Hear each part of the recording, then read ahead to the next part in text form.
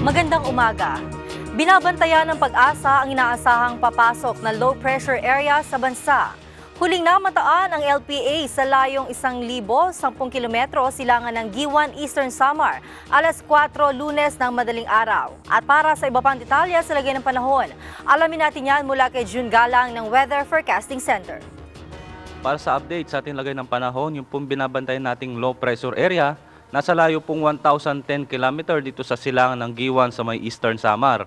Kung magtutuloy-tuloy po ito, maaaring makapasok po sa ating Philippine Area of Responsibility bukas po ng umaga. At ito pong nasabing low pressure area, nagbibigay po ng light to moderate rains dito sa may Eastern Visayas. At ang natitirang bahagi ng ating bansa, kasama na po dito sa Metro Manila, patuloy po makakaranas ng maaliwalas at maalinsangang panahon. Ang araw po ay sumikat kaninang 5:39 ng umaga at muli po itong lulubog mamayang alas 6:11 ng hapon. Yan po muna ang latest mula dito sa Pag-asa Forecasting Center. June Galang, nag-uulat.